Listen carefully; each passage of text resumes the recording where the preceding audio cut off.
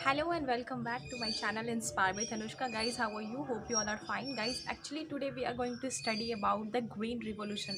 As I have previously told you all that in the next video we are going to discuss about the green revolution, that how the revolutionary change inside the field of agriculture and the production and high yielding capacity varieties of seeds were grown, and the production is made very productivity is made very fast, and the yielding capacity of the crop also increased, because we have influence with some of the scientific technologies, and we have done improvement in our irrigation system. We have the fertilizers and pesticides to just put on in the soil or put it in the crop which we are doing or growing for the cereals or grains. So after doing all of these uh, different types of activities with the growing crops, we just have increased the production of the crops, not only in the wheat and rice but in the several other crops also, guys.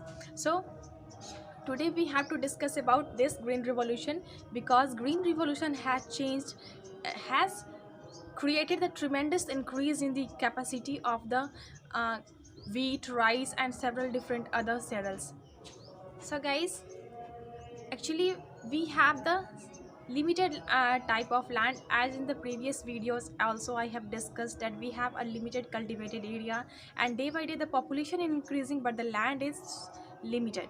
It is not increasing with the changing population or with the increasing population. So we have to fulfill the demand of whole country, of whole population with these things, because in the early time we are known as the beggar's bowl हमें बोला जाता था, भिखारियों का मतलब अनाज को लेके हम लोग का कंट्री जो था वो बहुत ही बैकवर्डेड था, बहुत ही बैकफुट पे था।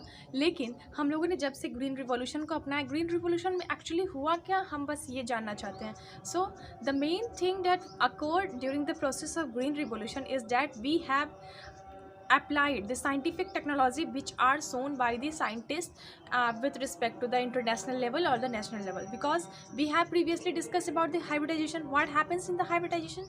Just we take the two characteristics of the desired characteristics plant and we made a cross between them, and then we get a new seeds or the new individual that contains the both quality. That means if one plant is the high yielding quality capacity and the other plant is disease resistant, then we made the cross between these two plants, and the individual which we get is obviously a high yielding capacity and also contains a disease resistance character also. So when we put the two characters and made a cross between them and we get a new individual, then this process is called hybridization. So by the process of hybridization, what Normal Borlaug was a scientist who has firstly done this all these activities or and apply all this technology in the process of growing crops of the wheat. So guys, when the wheat crop is grown and the hybridization process and technology is applied, then they have seen that they can achieve it. Whatever they have discovered in the uh, motto, they have done the hybridization process and they applied it. So after applying it in the crop field, it shown the tremendous result and increased in the high yielding capacity of the plants, and likewise we have kept the seeds of that, and we are able to create the hybrid varieties of the plant. So this increased the production of the actually crops, and this made a green revolution in the late we can say that 1960s and in the early time of 1970s. So that was the period when the green revolution came in the India also.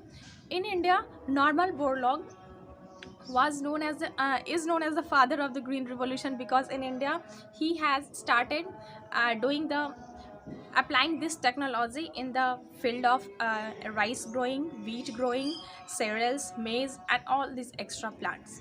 So Dr. MS Swaminathan was awarded with the Padma Vibhushan for creating new revolution inside the agriculture. And with these aspects, actually he what he done, you must have to know about that, what the theory he applied, or he practically applied all these things in his agricultural field. Whenever he do the research, he has done a thing that he created a dwarf variety. Dwarf, it means one variety is large plant and the second one is dwarf. Dwarf, it means the size of the plant is reduced. So he reduced the size of the wheat plant and crossed it with the plant having the high yielding capacity. So what changes he brought in India, that after doing his research by MS Swaminathan, who is called the father of the green revolution in India, has created a dwarf variety of wheat, dwarf variety of wheat with a high yielding capacity. So scientifically he done this, and after the hybridization process he achieved all these things, and a special type of variety called Subrat Sona of the wheat, he created it, and this started a new change in new revolution in the field of agriculture.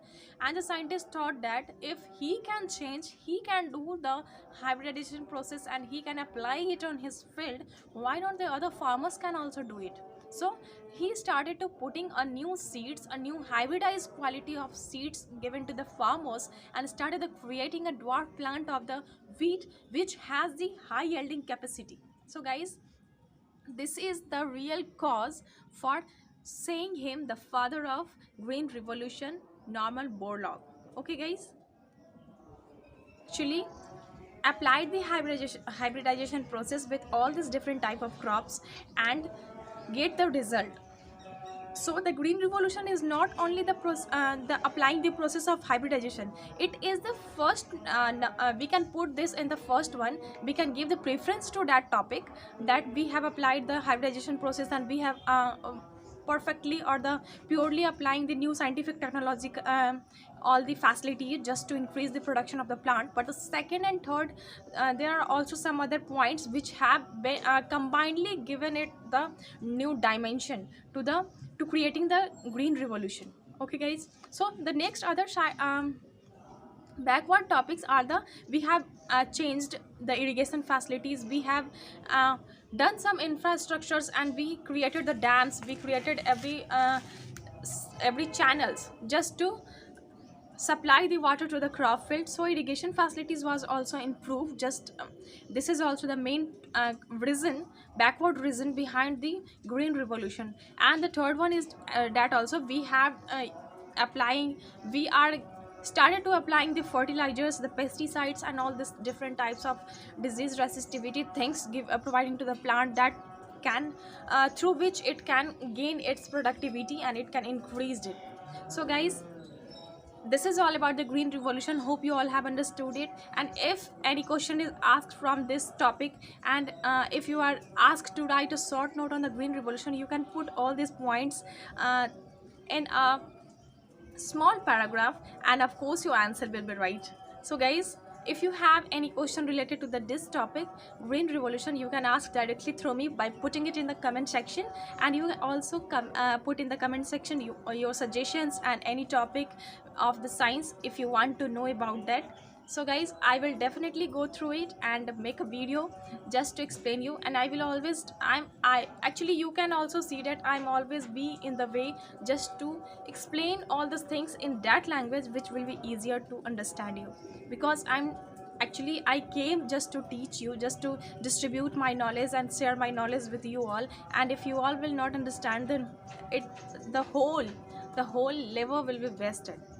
So guys, I always try to be in the simple language and inside your brains, so that you can also understand all the topics. So guys, if you liked the video, then please press the like button, share it with your friends, and subscribe my channel. Thank you so much for giving your love and attention to me. Thanks guys.